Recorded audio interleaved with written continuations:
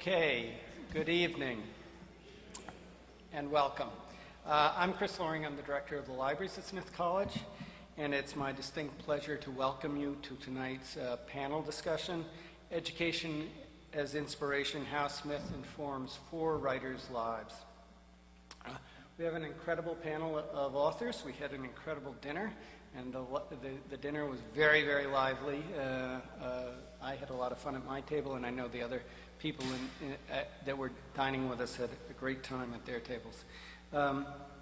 This event is organized, sponsored, produced, if you will, by the Friends of the Smith College Library. This event is one of the very many ways that the Friends of the Smith College Library support the libraries and the students at Smith and Smith in general.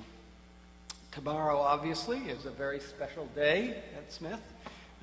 We inaugurate Kathy McCartney as our 11th president, and the Friends are really thrilled to be a part of it in these pre-inaugural activities. This afternoon, some of you, I think, were at an event that was held in the Friends of the Smith College Library's reading room in Nielsen Library, a room that's named after the Friends for their generosity, and in which the event was packed. We had, it was an event called the Fingerprints of the Presidents. We learned a little bit about each of the presidents in the history of the college. It was a wonderful event, and we sponsored by the Friends. And it had two of the previous presidents there, Jill Kerr Conway and Mary Maples Dunn. It was really, truly a wonderful event. Tonight's panel discussion promises to be equally wonderful. On our panel tonight, we have, in alphabetical order, Cynthia L. Copeland, class of '82. Cindy is a best-selling author, illustrator of more than 25 books for adults and children. She's sold more than 750,000 books in 5 languages, and her books have been recommended by Oprah, Regis Philbin, Ann Landers, and the hosts of Good Morning America. Her latest book is Good Riddance, an illustrated memoir of divorce. That's a provocative title. Our second panelist is Carole Santi, class of '81. Carole is vice president and editor-at-large at Viking Penguin.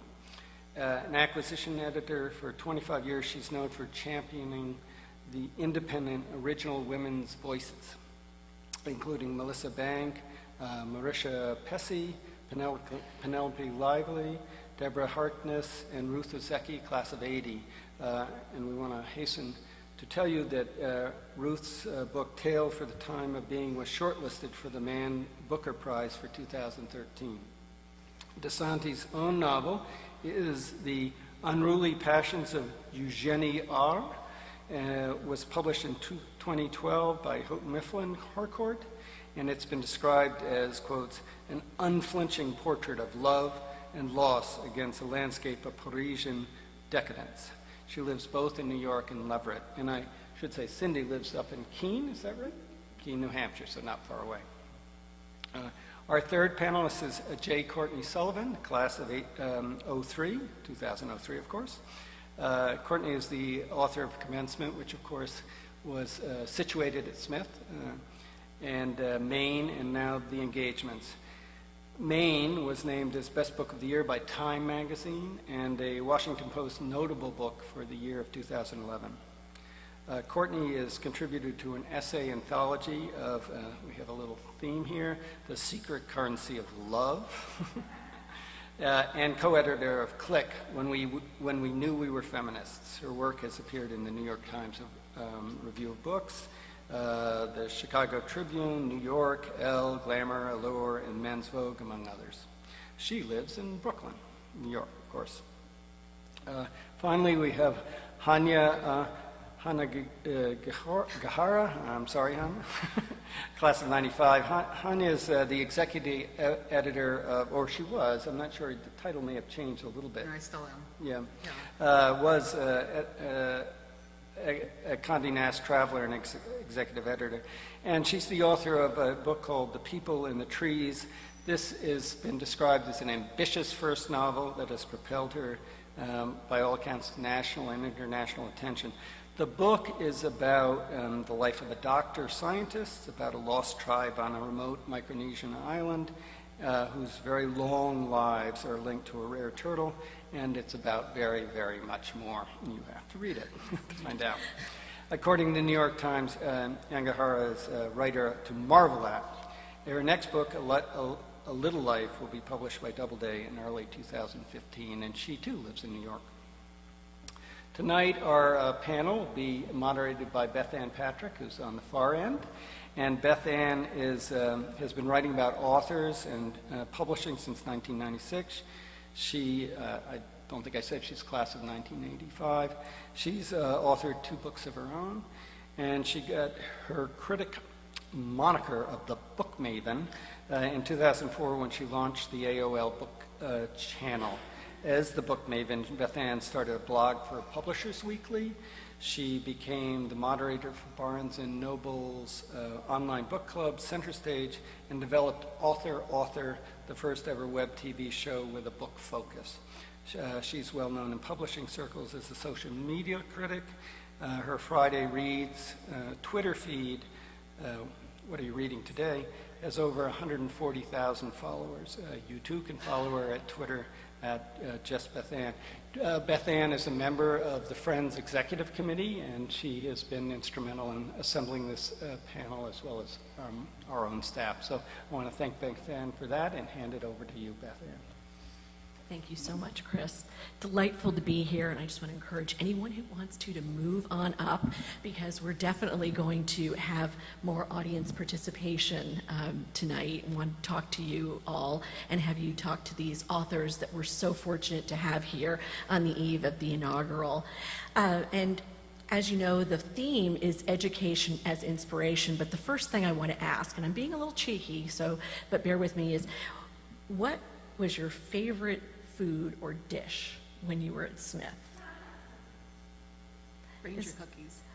Excellent choice. I still make those Ranger cookies. And Yeah. we were talking about cheese strata the other day. Courtney, anything? Mine was turkey and wild rice casserole. Please tell me they still serve that. Do they? I loved it. A friend and I used to go into the dining hall, and we would like fill Tupperwares with it. It's kind of disgusting. And we would put it in our little mini fridges to save for later, which we usually wouldn't. We would have eaten all of it by the end of the night. And she was my first friend to get married. And when she got married, I called the dining hall in King House, and I asked for the recipe to give her. And they said, is this for Alia? And I said, yes. And they said, you're the 6th person to call and ask for the recipe. But they did give it to us, and I will tell you, you do not want to know how it is made. Just eat it and enjoy it. Carole, how about you? Well, I lived in the co-op, and we cooked pretty indescribable things out of cookbooks like The Vegetarian Epicure. I lived in a house called Hover House, which was infamous in its day and is no longer around, but we were real aficionados of self-sprouts and homemade yogurt and homemade bread that could often be quite flat, and I learned how to cook there, and it was magnificent, because that certainly prepared me well to talk about education as inspiration. How about you, Hanya? I had never had macaroni and cheese until I came to Smith, and then it was like Breaking Bad because I couldn't stop. And I never had Captain Crunch or cheese sticks, so those are the 3 things I remember from Smith, are those things. I also remember our Tyler House trifle, which was absolutely amazing. And exactly, yay.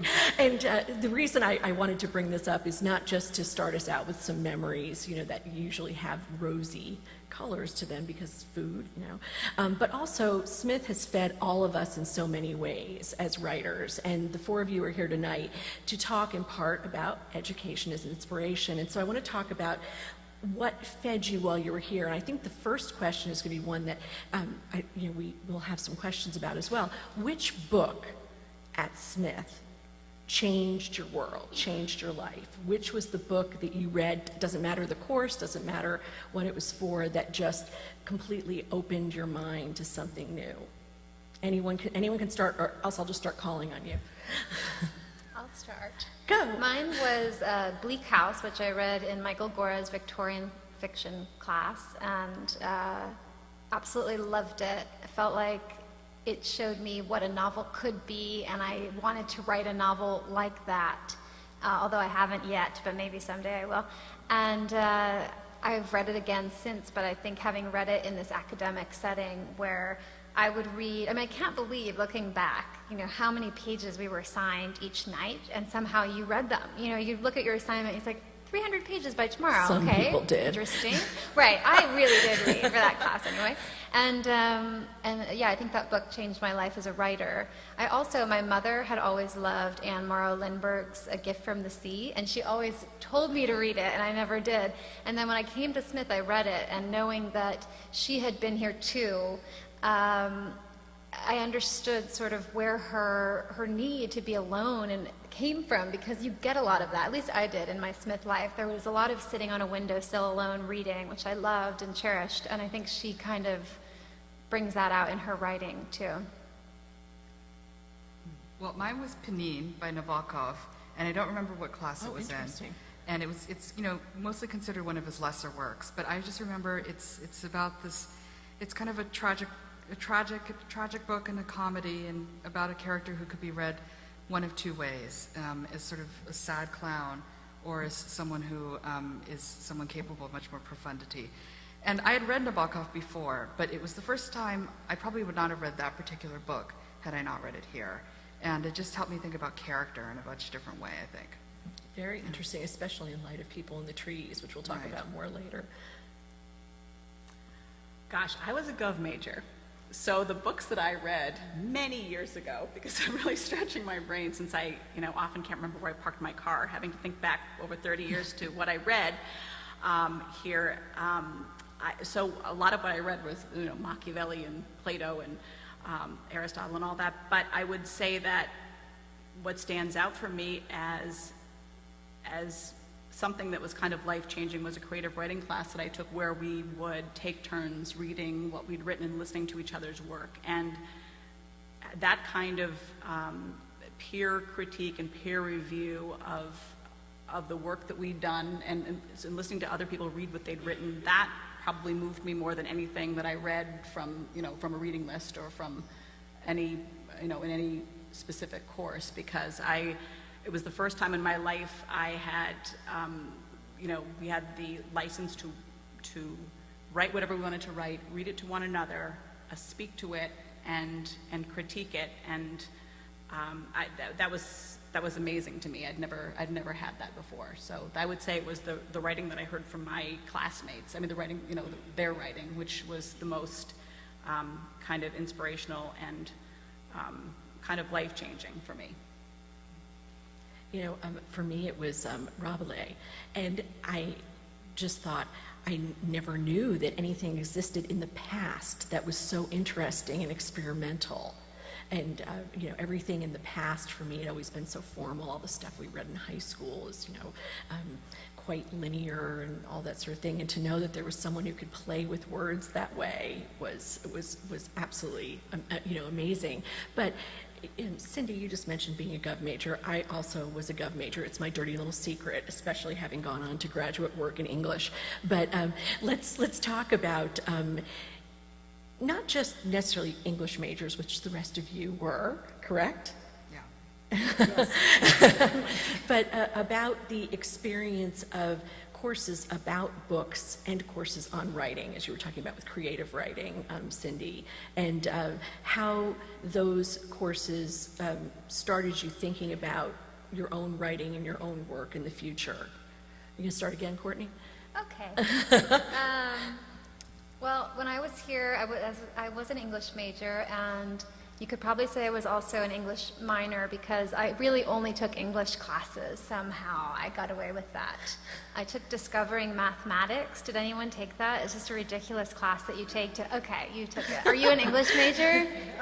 Well, when I took Discovering Mathematics, all of the English majors in my house decided we would all take it together because it was supposed to be this incredibly easy math course. But the semester that we took it, we got there on the first day and it was a new professor. This one professor had been teaching it for 40 years, and there was this new professor, and he said, you know, I know why you're here. And you think this is going to be an easy class, but it's actually not. And it was the hardest math class in the history of the world. So anyway, I'm on a tangent now. But what was the question about? So I came here wanting to be a novelist and wanting to do a lot of creative writing, and the English department, at that time at least, wasn't really focused toward that. It was more toward literature and reading, which I think in retrospect was a great thing, because I was able to take this course in the Victorian novel and modern British poetry and Shakespeare with these incredible professors and understand the fundamentals of writing from a reader's perspective. But I did take the creative writing workshop, which at that time you were allowed to do twice. So I did it twice, and then I convinced the visiting fiction writer, who at the time was Doug Bauer, to do like a one-on-one tutorial with me my senior year. And during that time I wrote my first novel. Not my first published novel, but my first of 2 novels that lives in a drawer in my childhood bedroom and will hopefully never come out. So it was very instructive as far as learning how to do that and what that process looks like. I took Len Berkman's playwriting course, and you know, he's still here. I hope he's still teaching that course. But I think that was you know, I was an English major, but unlike Courtney, I took classes in as many other departments as I could, because the English professors kind of scared me. It wasn't just me. So I gravitated to theater and French and kind of trolled the catalog for anything I could find that seemed literary and would qualify, but would save me from Chaucer, which I managed to save myself from for until my senior year, in which it was taught by a visiting professor named Marcia Siegel, who I will never forget. Us, you know, raced us through Middle English and then immediately got into Marxist interpretation, which was fine with me. But that's not Vernon's Chaucer. Well, it was not the traditional Smith Chaucer experience. But it was Len Berkman. I think that class has stood me in good stead, because there's, in terms of writing, learning to write dialogue and thinking in scenes is probably key to what I have been doing both as an editor and as a writer, and to really hone in on what the dramatic arc of the material is. And that's what I really worked on in trying to bring that to the novel I wrote, The Unruly Passions of Eugenie, and try to fuse some of that scene and dialogue technique into essentially a historical study. So I would really say that above and beyond other kinds of writing, that's what really served me well. I took that class too, and if you're a student here and you haven't taken a class with Len Berkman yet, you must. He is amazing. Yet another reason to come back and do it all over again. Yes. You know, and not this time in my dreams where I've forgotten to go to class for the whole semester, but you know, that's another. How about you, Hanya? I mean, do any of us here have MFAs? You guys don't, do you? No. I mean, I don't either, and I don't personally feel that it can be taught. So I did take one creative writing class, but what I think is most helpful, and anyone who's a student here and wants to be a novelist already has the discipline to do it from writing papers. And what a creative writing class really did for me, it was less about the workshopping, it was less about the subject and less about, you know, the peer response, and more just about the discipline of doing it again and again and again. And you know, one of my friends who's a publisher, Stephen, is in the audience, and when I was really struggling with my book, he said, just write 2,000 words a week or 5,000 words a month. And I think when you're stuck and it becomes a habit, like exercise or calorie counting, it becomes much more approachable. Because suddenly there's not 80,000 words, there's 5,000 a month. And if you do it for a year, you'll have a book. And so I think that's, all of us who have written papers, and all of us have, I think that's the discipline that you can draw on, you know, to finish something. You know, as Courtney said, you're reading 300 pages a night, you're writing a paper or 2 a week, you have it in you to do it. It just is, it's about of taking those lessons that you learned and applying them to something that's yours. So I think the discipline of it I agree with that. important. I think that the takeaways from Smith for me, and of course because also it was so long ago, are more general than specific moments. It's more about, right, the self-discipline of having to sit alone and work and be creative on your own without feedback. Right. And also, I remember there being, much extra reading and extra things you could do, and it was sort of assumed, which was kind of neat, that you are so passionate about this topic, about this course, that of course you want to know more about it, and of course you're going to do more reading. And just that assumption kind of made you want to be, want to look into those, the topic more and do all the extra readings that were recommended. But I think that's true. And the other thing that when I first came to Smith I hadn't done before was a lot of rewriting. And I think writing is really mostly rewriting. And back many years ago when I was here, of course with no personal computers, it was writing out longhand and then typing it on a computer. And when you cut and pasted, you really cut and pasted, And so you really had to be very organized in your head before you even started. In fact, I remember I lived in Albright House, and a friend of mine, Mary Beth, very bright, she's an attorney today, could actually, at her typewriter, type her French papers without notes, without having written it out beforehand. She could just, on her typewriter, type in French and then turn it in and get A's. I was amazed by that. But it was that process, too, of having to revisit work and rewrite it. And I hadn't done that before, much of that before I came to Smith. I have a lot of other questions about Smith and some very specific things about education, but I want to turn to something I know we're all passionate about, and let me lead in, bear with me for a moment. You mentioned Michael Gora, Courtney, and I wasn't fortunate enough to be here while he was, but I remember back when the New York Times ran the hers and his columns, he wrote one that has never left me called Learning to Hear the Soft, Small Voices. I'm sure many of you have read that, about learning how different it was to listen to women in a classroom. And where I wanted to go with that was to talk about the formation of becoming a writer as a woman, and then for us all to talk about the very hot button issue about women as writers, specifically as creative writers. Even I know Good Riddance is an illustrated memoir, but it is a graphic novel. It's pretty, so let's talk about some of the differences you found in your education at Smith, or if you even saw them. Maybe it's just something that we take for granted while we're here because we don't know anything else. Does that make sense? Maybe not.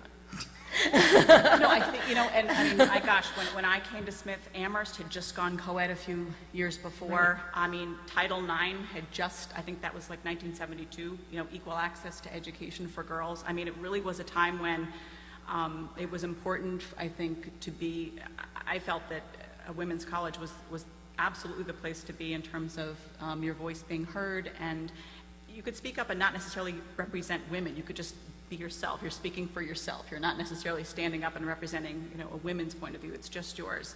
And the fact that women were the leaders in everything. Women's sports didn't take a backseat to men's sports. I mean, I thought it was, just really, really critical to be here at that time when we were on the cusp of a lot of changes. Mm-hmm.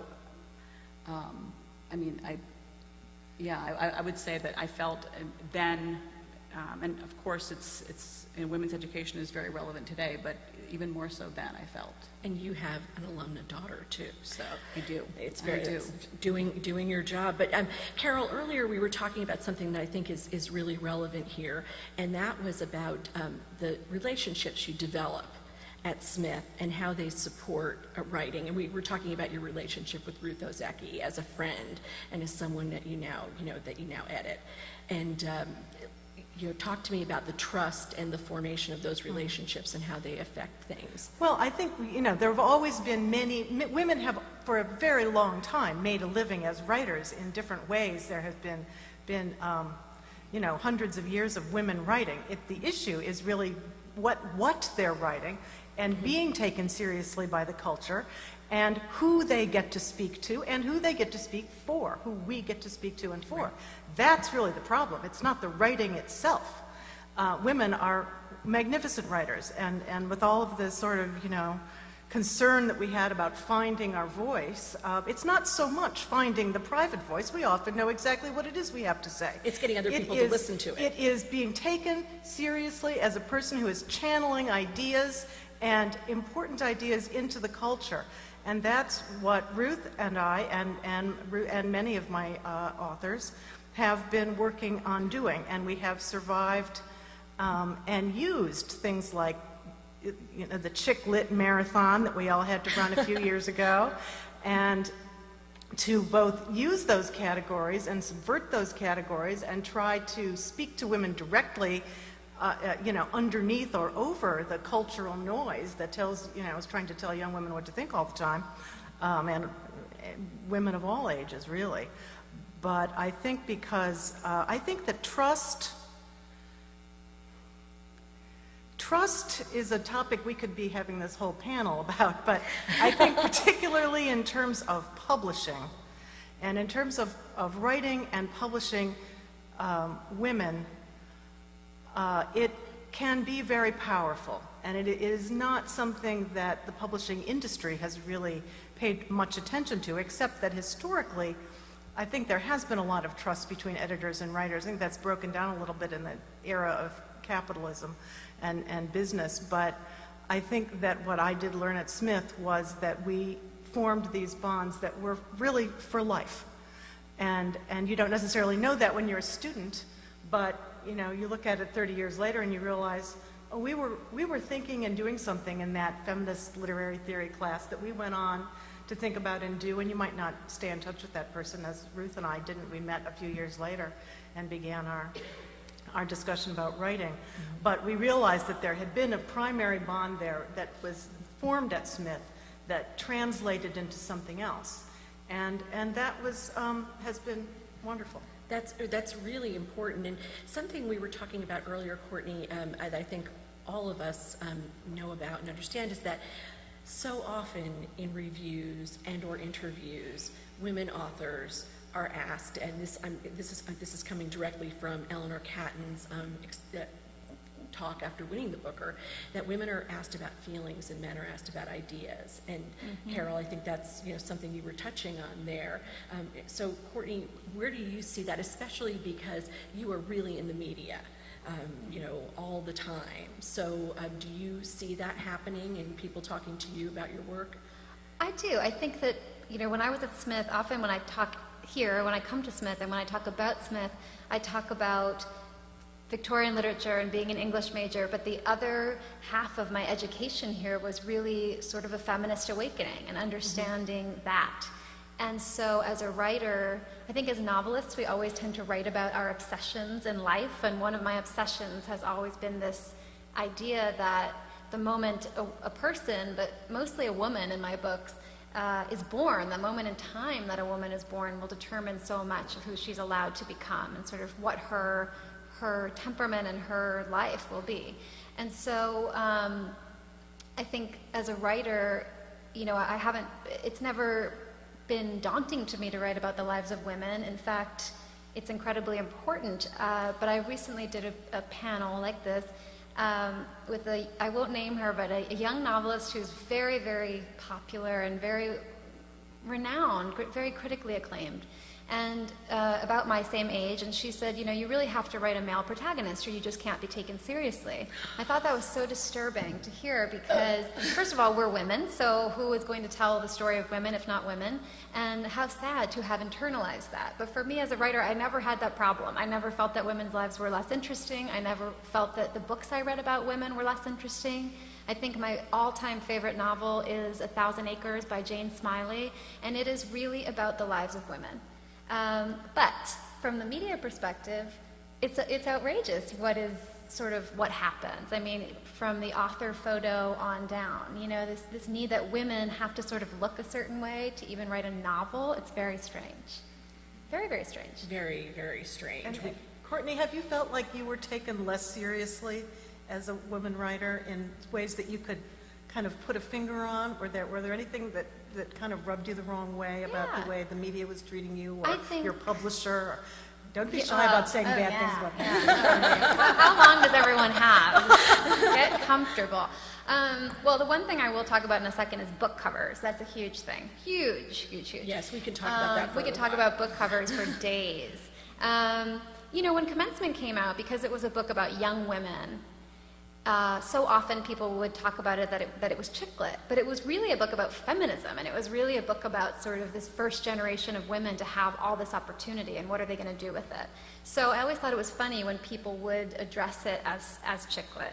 My second novel had a character in her 80s, and somehow it was taken more seriously because there was this older character. And my third novel has a male character, and so somehow it's even taken more seriously. It's very troubling in a way. Yet, to talk about the covers, you get a cover for your second novel with God. So my second novel has a cover with this woman in a bathing suit on a beach looking out at the beach. And yes, this book does take place in Maine, but no one really ever goes to the beach. And the women in this family have these big tree trunk thighs. This is sort of their hallmark.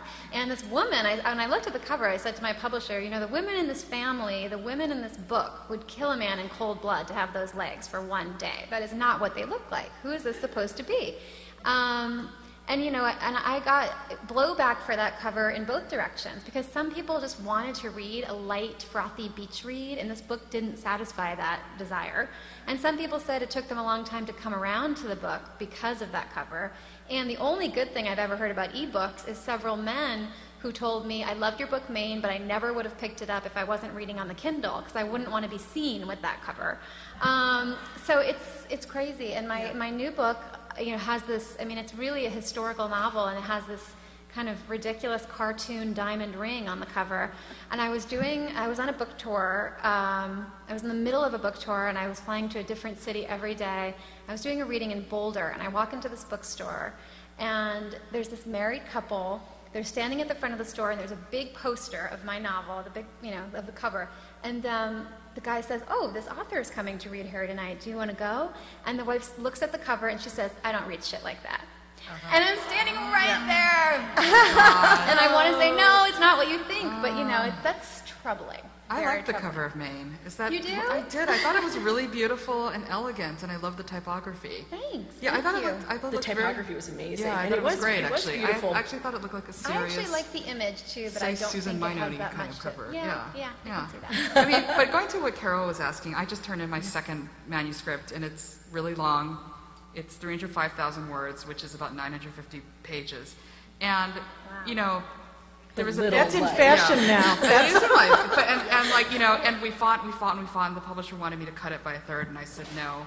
And in the end, we came to an agreement, and they bought it, so I was really lucky, and I'm happy to stay with the house. She'll have won the Booker when you see her next. Well, exactly. Well, and then I saw my editor, and he's like, and I did tell my agent, who's a woman, I said, I think if this were by a man, and because I made up a huge long list of critically and commercially successful books that topped 1,000 pages, like A Suitable Boy by Rickham Seth, you know, Infinite Jest, and my editor was David Foster Wallace's editor. And I just kind of thought it was ridiculous we were having this conversation. And frankly, if I had been a man, I don't think I would have gotten as much pushback from him. I don't. The book is about man, though. So I saw him for lunch recently, and he's like, well, Michiko fucked me. I'm like, well, what do you mean? He's like, well, she orgasmed all over Donna Tartt's book, and that's 848 pages. And then, the Booker Prize is also, the Booker Prize-winning book is also around the 800-page mark, so he's not happy. But I do think that, honestly, a man can go on and on and on in a much more expansive way. Not all men, and a lot of them are also going to get pushback from their editors. But I do think that when a woman writes a very long book, she's more likely to be called self-indulgent and, bloviating and, undisciplined, whereas a man, I think, is often given more the benefit of the doubt that he's writing the great American novel. So. Can I add one more thing? Yeah. Especially because it's a Friday night, I'm going to bring up dating.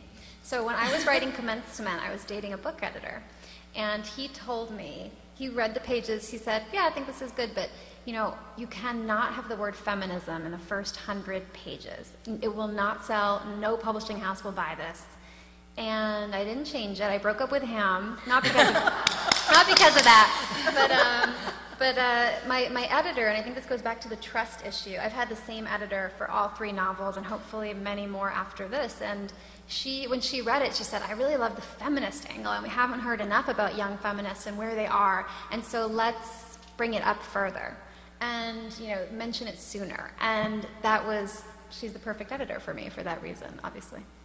Well, and I'm sorry, I don't want to make this the Courtney show, but I do have to have you tell the story that you told earlier, because I want to talk in terms of feminism about how Smith has changed. Here we are on the eve of an inauguration, and you have this very interesting story about some haters who of an age you might not expect. So, would you relay that one? I have some haters in the Smith alum community, and I call them the original Mean Girls because they're mostly in their 80s and 90s.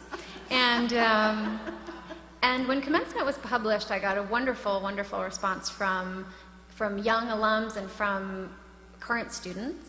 And I got a wonderful response from alums kind of in the middle who said, this isn't really my Smith, but I liked the book anyway, I liked the story.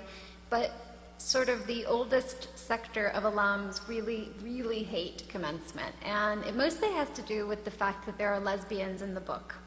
And so they say there... signing. Right. They say there were no lesbians at Smith, and there are no lesbians at Smith. So... when I was on book tour for this book, they also sent an email around, a mass email. Who knew that women in their 90s send mass emails? And it said, just trash this book. And it had a list of things you could do to sort of destroy the book, including give it a 1-star review on Amazon. I mean, that's very tech savvy, though, really, for someone in their 90s. But so when commencement came out, I was doing a book tour, and your first few events, of course, are like love fests. All your family and friends come out.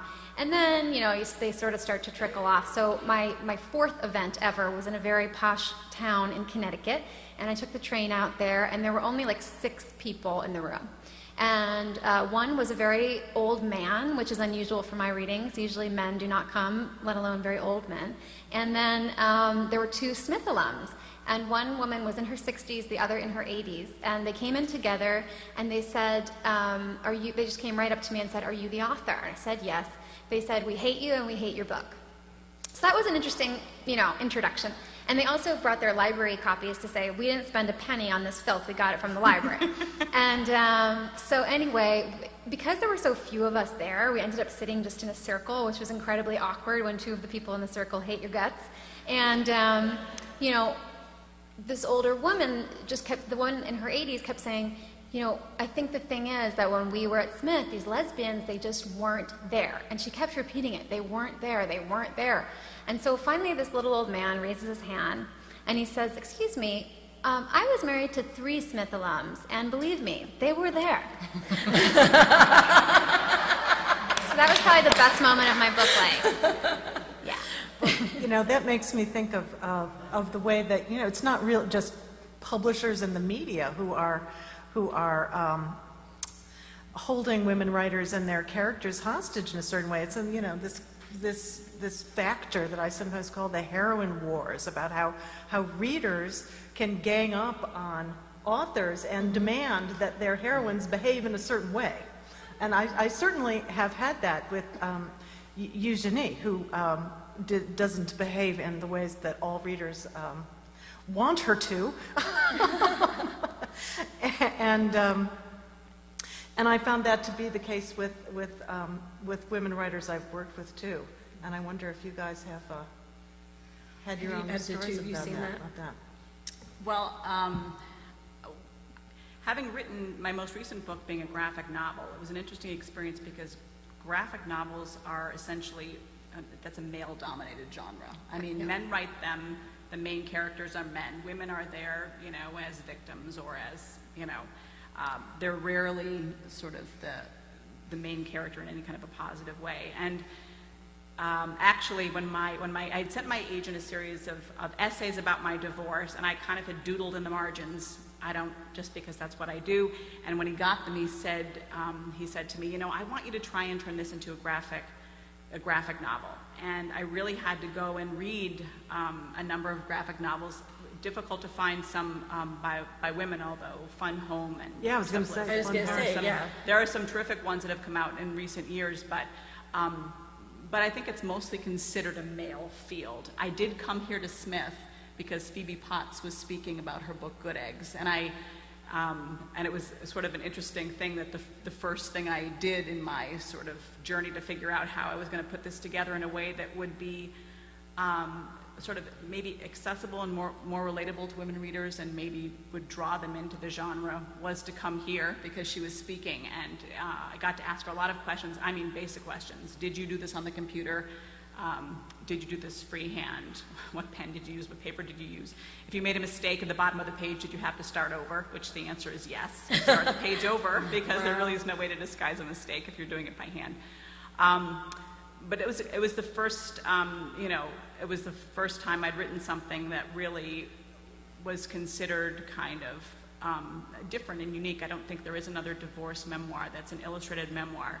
And I remember I had to sort of think about how I was going to make it more appealing to readers who probably would not really be drawn to the sort of comic book format, which is considered kind of that with the severe lines and the severe panels. And so I tried to sort of use looser illustrations and visually open it up a little bit more to make it maybe more appealing for women to read. But it was kind of an interesting exercise to have to go through to say, okay, why is this such a male genre, and how can I make this book something that women will want to pick up and read and be drawn to and not consider it. I actually had picked Stitches, David Small's book, for my book club a while back, and I have a terrific book club, but the women were not that, and it's a fantastic book, but they weren't that crazy about it. And I sort of had said to them, like, why? I mean, this is a fabulous book, but it was just something that's a little bit different. So that was kind of an interesting experience to have to sort of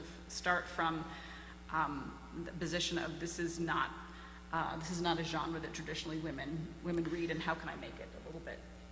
Yeah, I mean, more and more I think that we, as writers, this is, among the many other things that we need to do, we have to not only write the books, but we have to teach people how to read them, and teach the culture how to talk about them.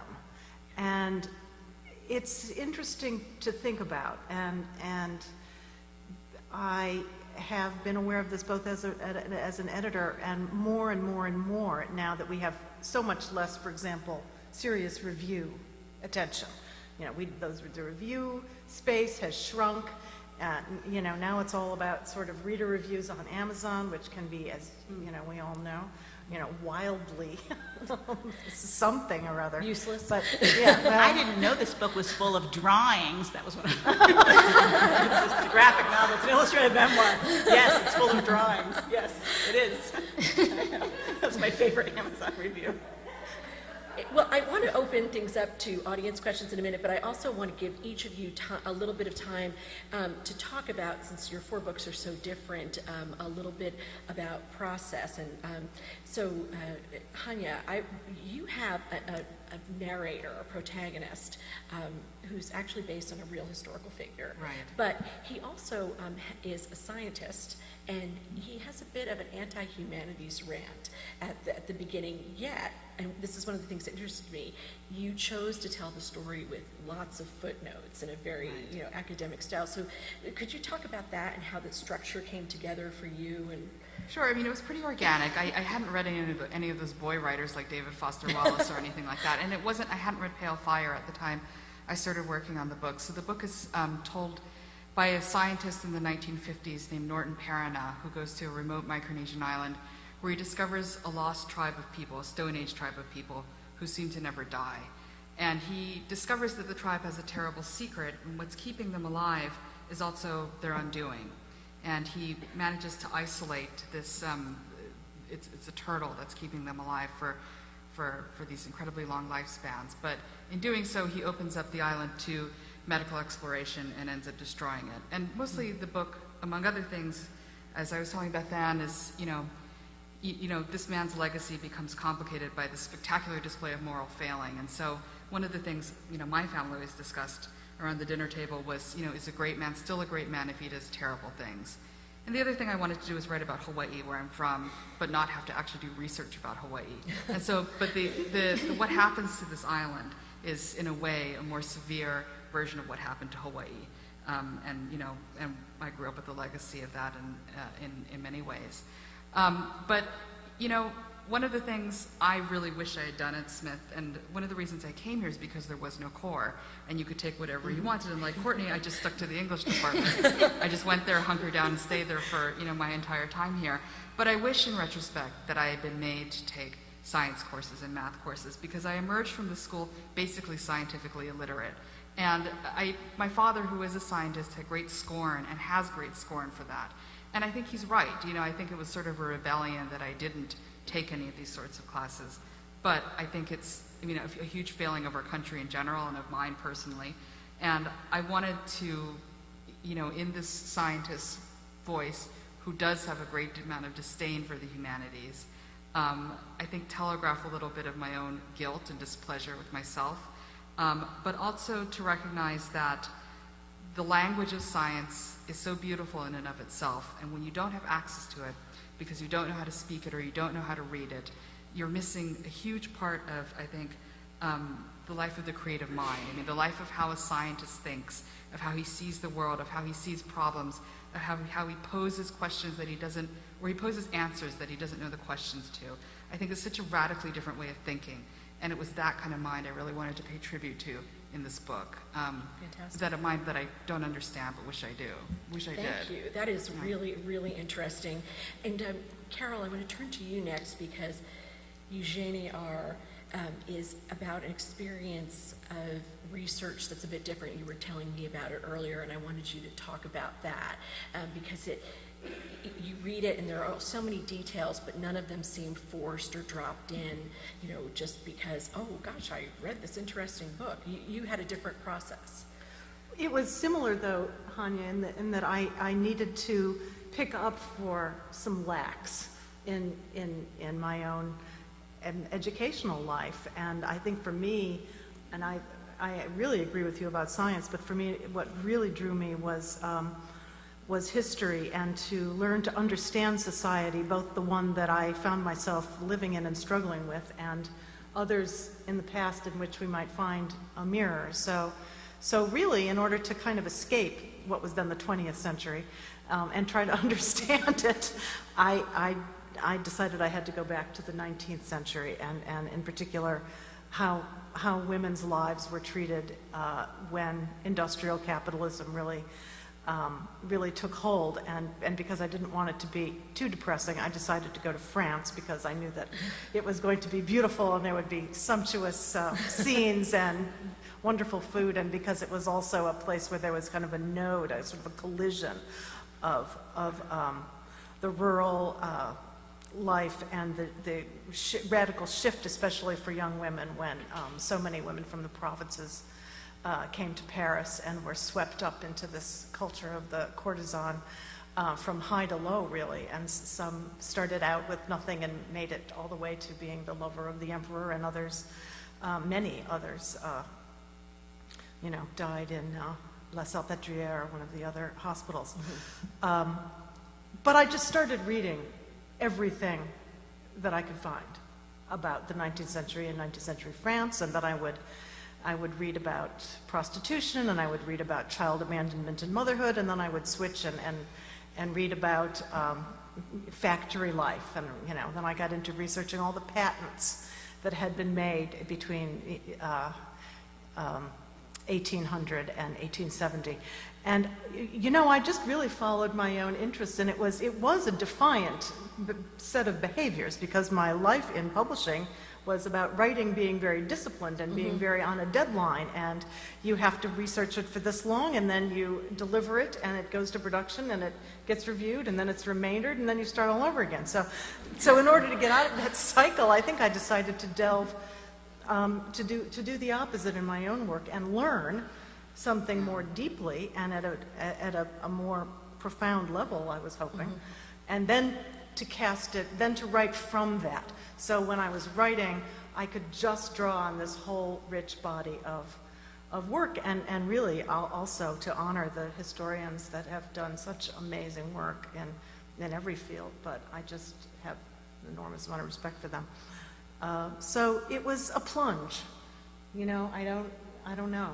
if there'll be another plunge or where or when, but it was...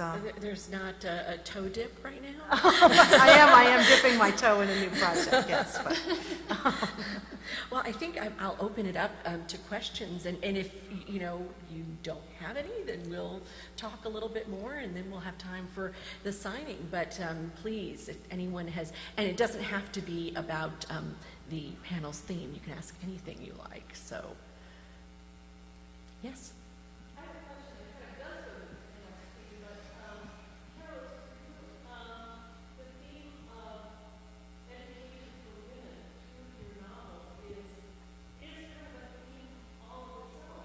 yes.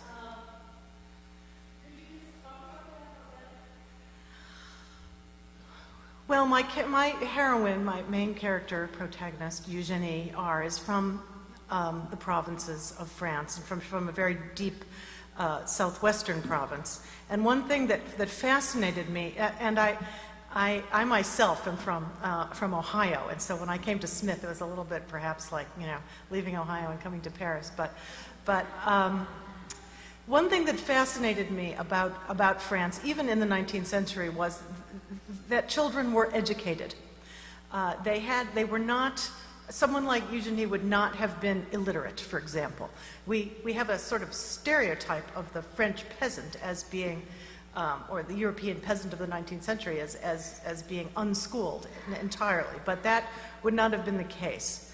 And so when she takes off with her lover and lands at his chateau and is able to spend some time in a library reading books, she realizes that the world is, immensely larger than she thought. And the other thing that I learned is that the women who were in the brothels, which were basically prisons, read vastly. They had traveling libraries that visited these brothels in Paris, and the women read all kinds of books. And so that made me realize that this was going to be a portal of exit for someone who was able to cultivate it, and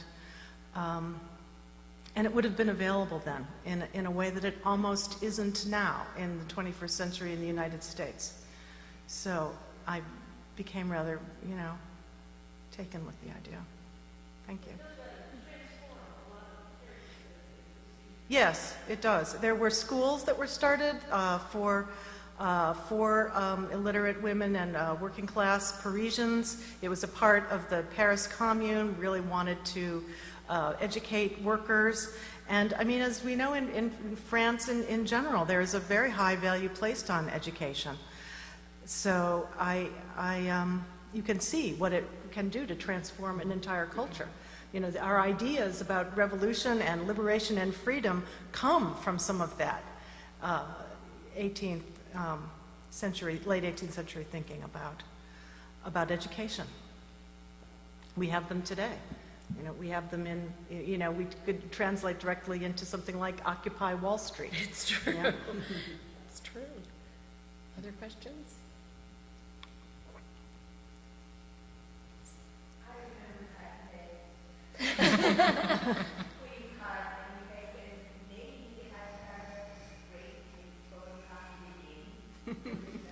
There are all sorts of tricks. All sorts of tricks.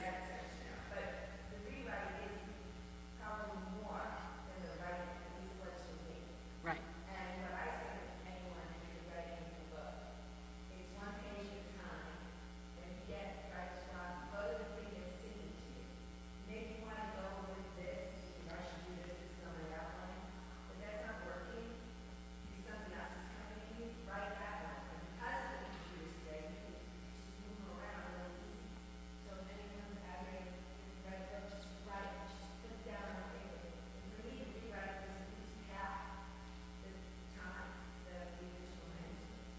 I think you make a good point, too, in that. I think it's also easier to respond to something that's written than to create. So in other words, we were talking, I think, about writer's block. Just write, just start to write. Because then you will react to what you've written, and then it will, you'll keep going. I mean, I think that, that's the key, as you say. get it down, keep going, and then respond to it, rewrite. But it's much easier to react to something that's on paper than it is to create something from nothing. So just start going, start putting it down on paper. Yeah.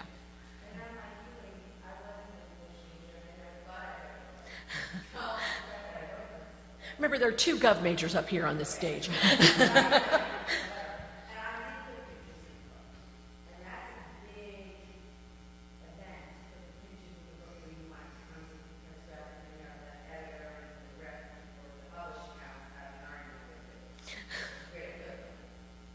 You know, this is a little off topic, but what you were just saying about the thing that sings to you, you just have to give a plug because one of my writing teachers, Danny Shapiro, has a new book out called Still Writing, The Perils and Pleasures of the Creative Life. She's on Oprah on Sunday.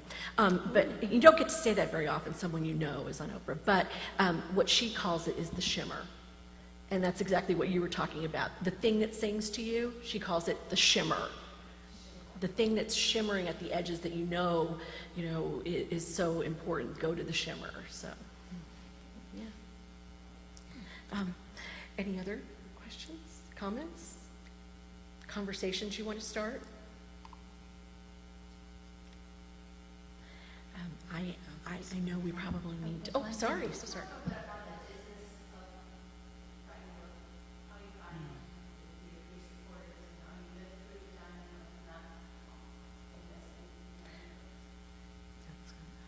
Absolutely talk about that. Who would like to start? The business of writing books. Carole, publishing executive. Do you mean going from writing privately to deciding that it's time to take your work into the world and how? The pardon? Well, I don't know that you can focus on success. I think that you need to focus most of your attention, all of your attention really, on exactly what it is you want to say and how you want to say it. And then build, I think of them as networks of affinities around what it is you're doing. You need to find, even if it's just one person who really understands it and really likes it and gets what you're doing and can help you do it better. I mean, I knew a wonderful editor, freelance editor, Rosemary Ahern, who I had work on a draft of Eugenie when I just couldn't see the forest for the trees. I just had a very, very long, for me, writer's block was not the problem with that book. And I just needed someone to read it who I knew would get it. To be on the same wavelength with another mind who can really go there with you and see it. For me, it's entirely about the message and this successful shaping and honing and dramatizing and bringing to life of the message. That's the writer's job. Then you can generate interest in it, but it starts with the fact that you've done it successfully to begin with.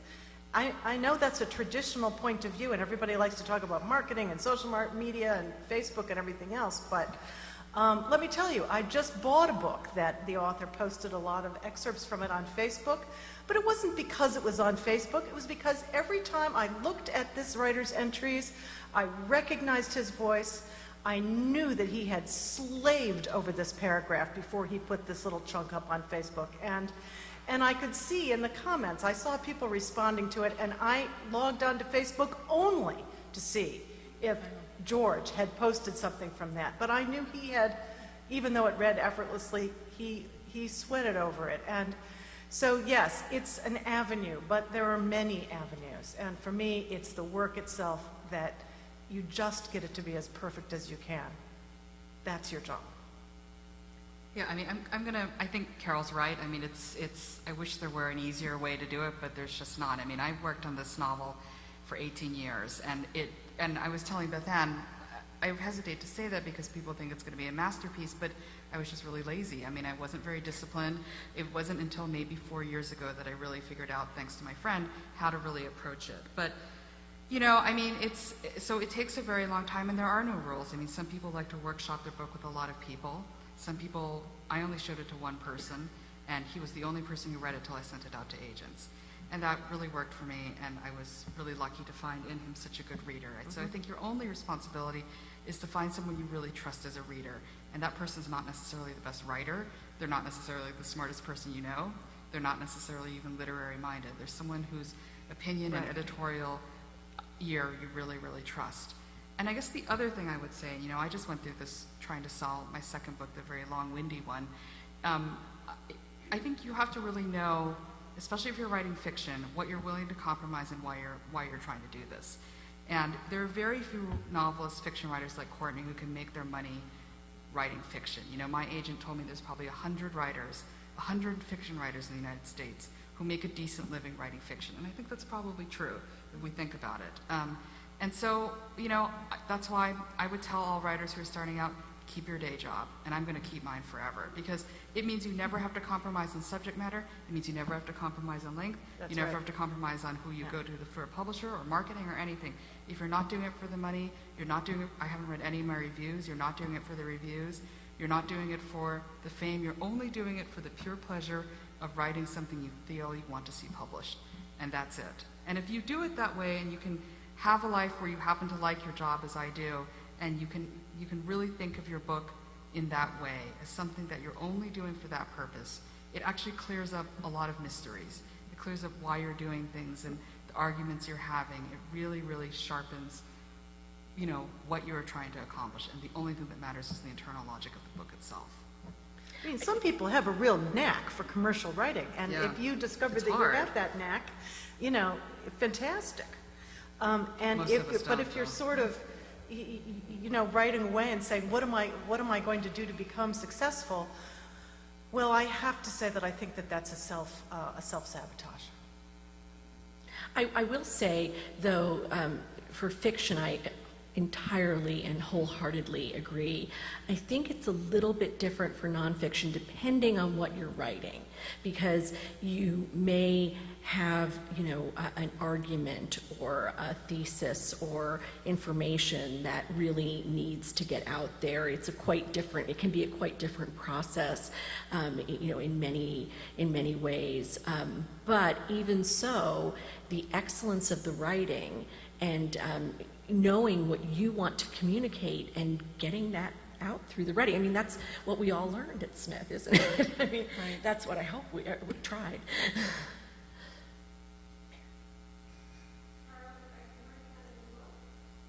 I am, yeah. I'm working on a book. I'm working on a book about two women pirates, Anne Bonny and Mary Read, and it's called Plunder. Oh, that's good. Good, no, sorry. I'm out of the 19th century.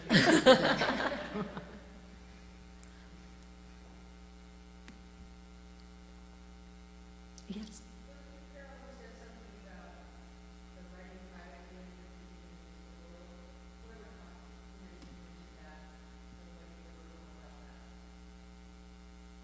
Well, I think we were both talking about it. I mean, do you just show it to your friend Rosemary then? I showed Rosemary the first, well, I wouldn't call it the first, but a draft of Eugenie R, because I knew that I just knew that she would be the right reader for it. I am not someone who likes to just be profligate with showing work around. I do. I did have a writers group, and I thought that because of the constellation of people, and Ruth Ozeki was actually in that writers group. This goes back a number of years now, and so Ruth and I have been both author and editor and writer peers together, which has helped our process too. But there was a critical point when I read for the writers group, and I had been writing in third person, and things weren't working out very well, and I just had shifted into first, and I could tell with their response that things had shifted in terms of how they were understanding the character, and they were really getting it, and I knew that that was the voice for the book. So while I am very private, I do think there are key moments in which, out of sheer frustration or despair or inspiration or whatever, You know, maybe bring together a group of like-minded people who, again, you can trust, because I'm not one for the wholesale recommendation of writers' groups, because I think some of this peer critique, quote unquote, can be absolutely devastating and really set people back. But when it works out, it can be a beautiful thing. So, you know, I think it's always about finding that balance between self and world and silence and speaking, and, you know, it's a lifelong kind of puzzle to figure out how those things work in your own psyche, and what the chemistry is going to be and needs to be. Yeah, I agree. I mean, do you two show your work to a lot of people, or just a chosen few? I've had the same feeling about workshops that you both described, or writers' groups. I feel like I have done workshops many, many years ago. I did one at Smith, and I did one at Grub Street in Boston, which was a good thing just to sort of jumpstart myself and force myself to turn in a certain number of pages each week. But I never found the critiques that helpful, because I think who you really need as your readers, and for me it's 2 or 3 people. People who like what you write, first of all, because I always found when I was in a workshop, there'd be like the sci-fi guy, and he was never going to like what I wrote, and I was never going to like what he wrote. So, you know, his critique would be like, add a dragon or something. So I think that it's really about finding the people who like what you write, but also, and respond to it, but also know how to make it better and know what's not working. And I feel like if you can find those people, I mean, I have 2 friends who are not in publishing who read everything that I write, and I can't believe they're willing to read everything that I write. I can't believe they're willing to read these crappy drafts of novels and give these detailed edits, but they do, and it makes a huge difference. So yeah, absolutely. I don't show my work to too many people just because I don't think it's useful after a point. Yeah, I trust my agent a lot. I mean, he gives me a lot of good feedback, and I think there's also, this goes back to someone asked a question about the actual writing process and process of a book getting published. There's a real collaboration between a writer and an editor also. I'm always kind of annoyed when I hear people talk about, oh, can you believe such and such a book was passed up by, you know, a dozen editors before it was finally picked up, and now it's this huge, you know, sensation. Well, it may not have looked anything like that when these editors saw the book, because it's really a collaboration between, you know, an editor and a writer, and if it's a great partnership, the book will be just so much better for the feedback from a terrific editor. So I think that, you know, finding a great editor is, I interviewed a number of editors, and we sort of interviewed each other for my latest book. I mean, we just got on the phone and talked back and forth about what we were thinking, and about just graphic novels in general and all sorts of things, and you get a feel for whether someone will be your real partner in the project, and I think that's an important relationship. Well, it is important, and it's something that's self-publishing. Right. It's a whole other topic, and I know we're running out of time. But I was going to say, and the interesting thing too now, because you asked about the whole process, and this isn't necessarily something to welcome or to deride, but often agents are taking the place of early edits. Agents are doing more editing now than they used to. Well, some agents are wonderful editors. Yes, they are. And absolutely. others, don't want to touch the manuscript. So it is, right. it is about finding the match. It is. It is. More than the role that the person is officially in. Right.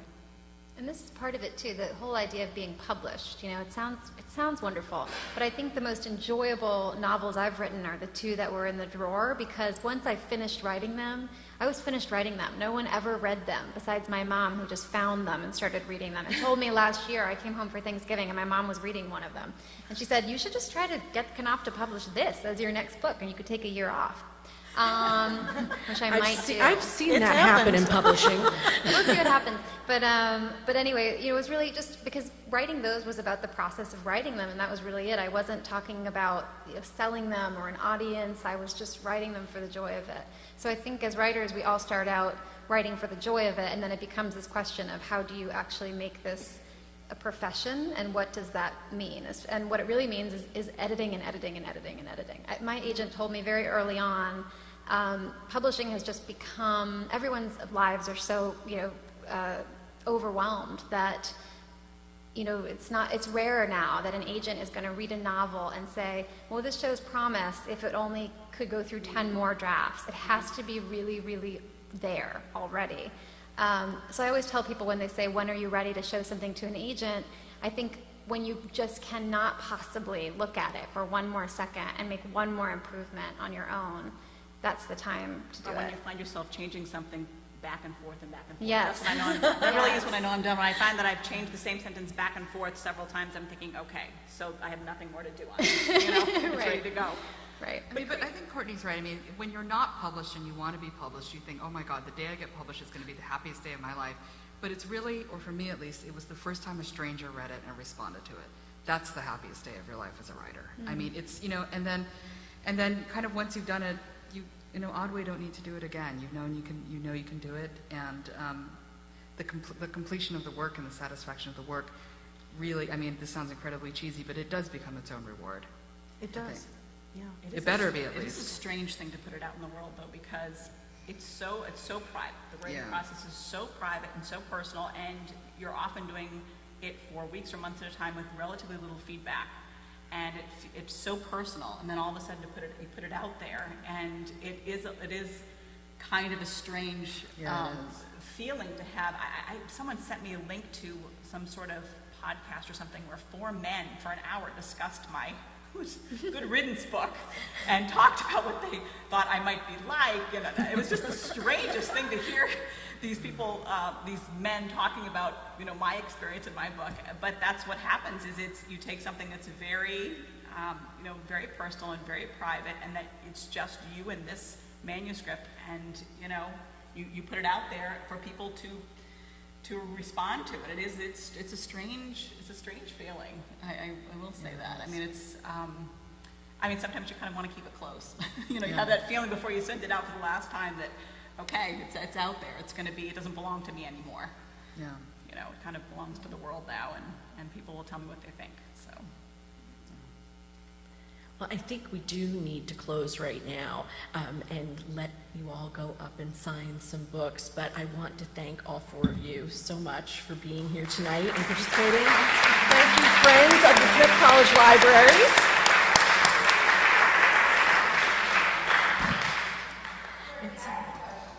Oh.